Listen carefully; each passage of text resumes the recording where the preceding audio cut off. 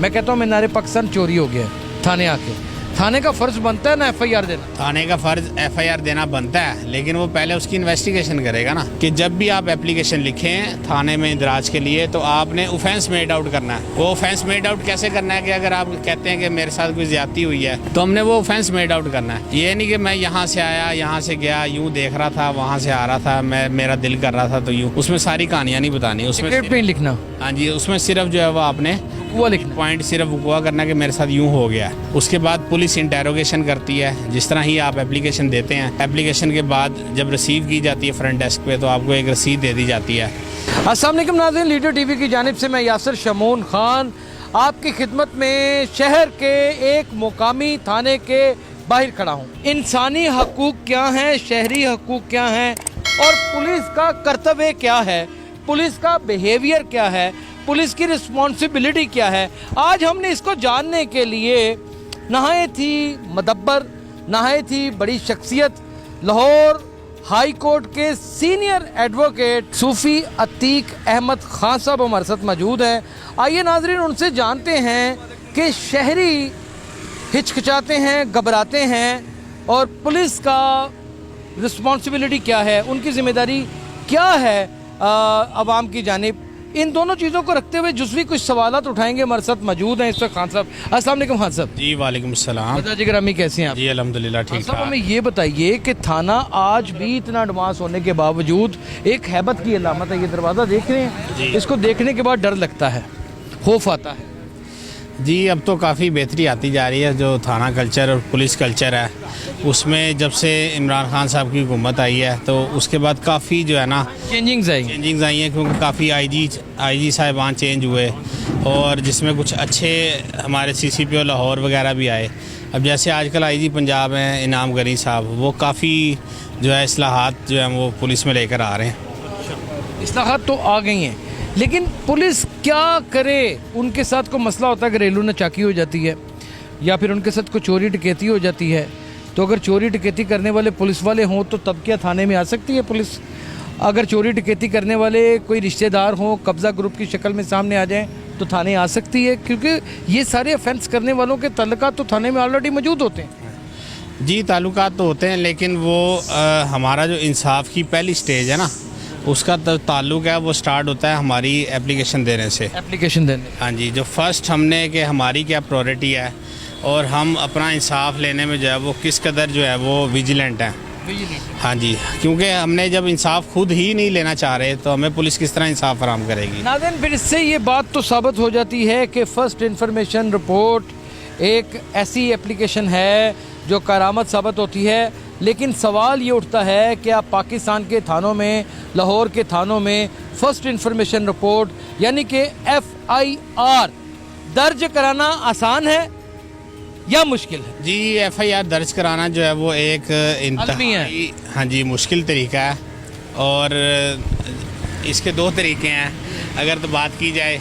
एक ये है कि एक हमारा जो है वो प्रैक्टिकल तरीका होता है और एक हमारा जो हम किताबों में पढ़ते हैं या ख़बरों में सुनते हैं कि जी वो एप्लीकेशन दी या फिल्मों में देखते हैं तो FIR हो गई। इस तरह बिल्कुल नहीं होता। हमारे जो पाकिस्तान में जो CRPC 154 जो हमारा सेक्शन है उसके मुताबिक जो FIR का इंदराज का तरीक़ाकार है वो हमारे ज़ाब्ता फ़ौजदारी में ये है कि आप कोई भी शख्स जिसको कोई भी मसला हुआ है वो किसी भी जुर्म की जो है वो इतला देना चाहता है तो उसका सबसे पहले ये बनता है फ़र्ज़ कि वो जो भी उसके साथ वक़ूआ हुआ उसका सबसे पहले बग़ैर टाइम ज़ाया किए एक तहरीरी जो है वो नोटिस या एप्लीकेशन की सूरत में वो मुतलका SHO को दे, उसके नाम जो है वो दरख्वास्त लिखे। उसके बाद में जो है वो फिर आगे मज़ीद फ़र्दर स्टार्ट होता है प्रोसीजर। अब FIR दर्ज करवाने के लिए जो सबसे पहला प्रोसीजर है कि हमने एप्लीकेशन देनी है, वो एप्लीकेशन लिखने की जो कह लें कि टेक्निक्स हैं वो हर आदमी को नहीं आती। लेकिन अगर उनके पास वकील अवेलेबल नहीं तो क्या करें? अब वकील तो हर जगह अवेलेबल होते हैं, बस वो लोग जो है ना स्टार्ट में ये करते हैं कि फ़ीस नहीं खर्चना चाहते। अच्छा, ठीक है, तो वो ज़ाहिर है फिर जब थाने आते हैं तो यहाँ आकर वो किसी मुंशी के हाथ चढ़ जाते हैं और वो जो है फिर वो 100 रुपया लेके जो है वो एप्लीकेशन लिख देता है। उस एप्लीकेशन से फिर बाद में पार्टी ही को नुकसान होता है। पार्टी को नुकसान? हाँ जी। और हमारे पहले ही नुकसान में वो लिखता है, फिर नुकसान उठाता है। हाँ जी, वो पहले ही नुकसान में लिखता है क्योंकि उसके साथ पहले ही कोई ना कोई मिसहैप हुआ होता है। और लेकिन जब वो एप्लीकेशन ही कोई इस तरह की लिख देता है जिसमें सारी रामलीला वो बयान कर दे, जितनी शॉर्ट एप्लीकेशन हो, जितनी मुख्तसर एप्लीकेशन हो, टू दी पॉइंट एप्लीकेशन हो, जिसमें हमने ऑफेंस मेड आउट करना है। ये मैं गुर बता देता हूँ अपने वकला साहिबान के लिए भी, जो यंग वकला साहिबान हैं उनके लिए भी और आवाम के लिए भी, कि जब भी आप एप्लीकेशन लिखें थाने में इंदराज के लिए तो आपने ऑफेंस मेड आउट करना है। वो ऑफेंस मेड आउट कैसे करना है कि अगर आप कहते हैं कि मेरे साथ कोई ज़्यादती हुई है तो आपने उसमें देखना है कि जो हमारे मुतलका उसमें कानून बनता है, जैसे 376 है और दीगर ऑफेंसेस हैं, 365 भी है, तो हमने वो ऑफेंस मेड आउट करना है। ये नहीं कि मैं यहाँ से आया, यहाँ से गया, यूँ देख रहा था, वहाँ से आ रहा था, मेरा दिल कर रहा था तो यूँ, उसमें सारी कहानियाँ नहीं बतानी, उसमें सिर्फ नहीं लिखना। हाँ जी, उसमें सिर्फ जो है वो आपने वो लिखना, पॉइंट सिर्फ वुकवा करना कि मेरे साथ यूँ हो गया। उसके बाद पुलिस इंटेरोगेशन करती है। जिस तरह ही आप एप्लीकेशन देते हैं, एप्लीकेशन के बाद जब रिसीव की जाती है फ्रंट डेस्क पे तो आपको एक रसीद दे दी जाती है। बाज़ दफ़ा ऐसे होता है कि पुलिस वाले एप्लीकेशन भी नहीं लेते। कई ऐसे मामलात होते हैं जिसमें ख़ास तौर पे कोई कत्ल का वक़ुआ हो या कोई इस तरह का वक़ुआ, डकैती, हाँ जी, जिसमें बड़ी डकैती हो, बड़ी चोरी हो। हाँ जी, बड़ी चोरी नहीं, बड़ी डकैती हो, क्योंकि डकैती जो है ना वो किसी भी इलाके का जो ऐसे भी, हाँ, वो उसका सिक्योरिटी जो है ना उस पर वो सवालिया निशान होता है। और वो क्योंकि जो डकैती होती है वो बनती ही तब है जब 5 से ज़्यादा डाकू मिलकर करें। तो जब 5 से ज़्यादा डाकू एक इलाके में दंदनाते फिर रहे थे तो वहाँ का एसएचओ क्या कर रहा था। तो ये इस तरह के जो सवालात हैं ये फिर उनकी कारकर्दगी पे उठते हैं। जो चकले पकड़े जाते हैं ख़वातीन के, जो बालाखाने पकड़े जाते हैं, उसमें 5 औरतें पकड़ी जाती हैं, 2 औरतें दो मर्द पकड़े जाते हैं। दूसरे दिन बेल आउट ये कह के कर दिया जाता है, जैसा प्री लेते हैं कि जनाब इन्होंने क्या उबाशियत करनी थी, औरतें ज़्यादा थी, मर्द कम थे। बिल्कुल ऐसे ही है। और जो ये इस तरह के जो चकले आप लफ्ज़ इस्तेमाल कर रहे हैं, ये जो है यहाँ पर आपको पता है कि अब तो जिस तरह का हमारा कल्चर होता जा रहा है, सोसाइटी बनती जा रही है, जगह पे चकले ही चकले हैं। बना जी, हर मोहल्ले में जो है बालाखाने चकने ये आम है, ये आम है। बल्कि अब तो ये जितने भी थर्ड पार्टी सॉफ्टवेयर हैं, बीगो और ये मुख्तलिफ किस्म की टिकटॉक और ये अपने आप में एक चकले हैं। चकले ही हैं, ये आपको कहीं आने जाने की ज़रूरत भी नहीं है, अपने घर में बैठे ही आप इसको हर चीज़ अवेलेबल हो जाती है।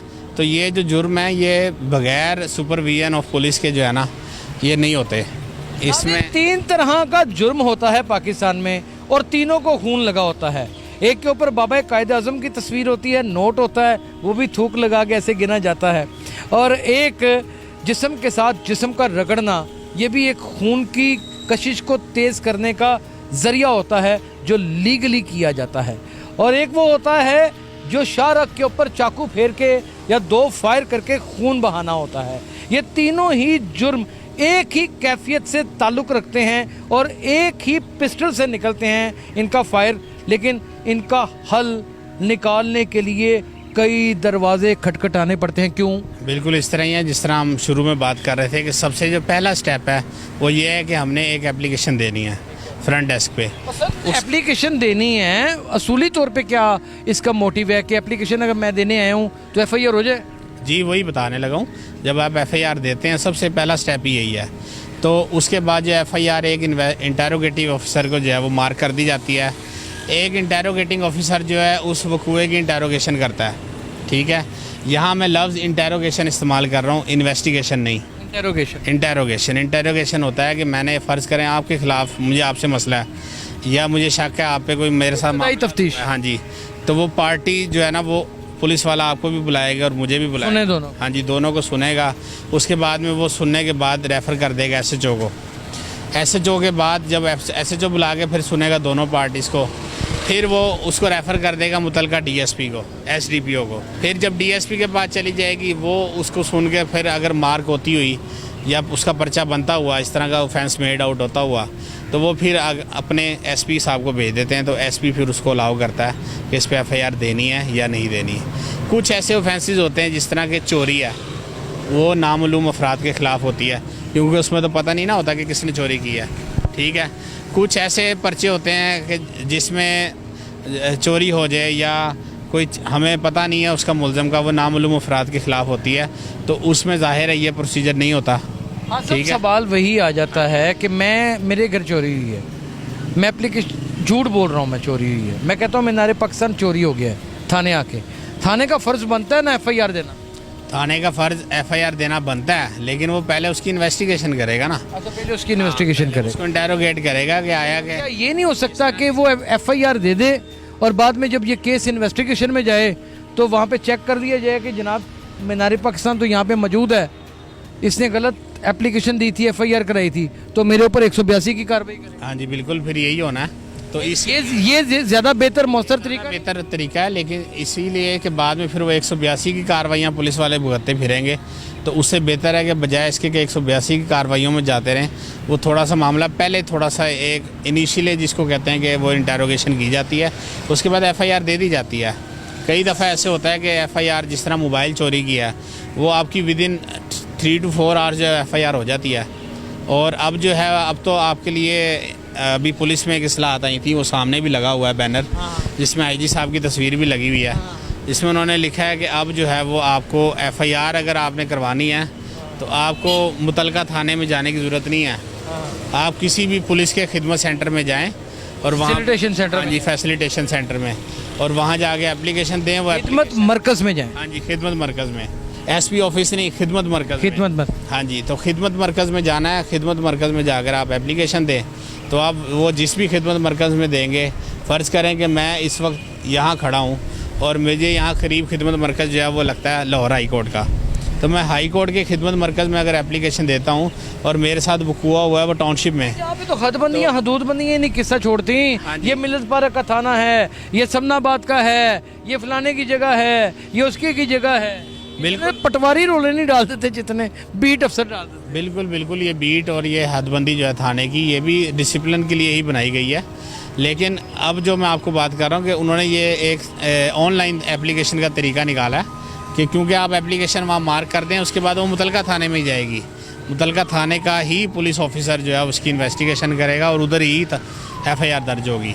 मुतलका थाने का ही ऑफिसर वहाँ पे तफ्तीश करेगा, वहीं FIR दर्ज होगी। इस तरह की बहुत सारी नई चीज़ें और नई इस्लाहात, और फिर वो सवालात जो आपके दिल में हैं जिससे आपको हेजिटेशन फ़ील होती है थाने में जाने में, या फिर पुलिस हकाम से मिलने में, या मुतलका एजेंसियों से अपनी कन्वर्सेशन के सिलसिले को चलाने में, जो आपके और इदारों के दरमियान कम्युनिकेशन गैप है, उसको जुर्म कहाँ से निकलता है, वो जुर्म पनपता कहाँ पे है, वो जुर्म की आमाजगाह कौन है, वो वकला क्या किरदार अदा करते हैं, जजेस क्या किरदार अदा करते हैं, इस तरह के बहुत सारे सवालात हम अतीक अहमद खान साहब से उठाएंगे, सूफ़ी अतीक अहमद खान साहब से, और इंशाअल्लाह ताला इनसे बातचीत का सिलसिला जारी रखा करेंगे किसी नए मौजू के साथ, किसी नए एजेंडे के साथ। आपकी खिदमत में हाज़िर हो जाऊँगा। अपना बहुत ख्याल रखिएगा। अल्लाह हाफ़िज़।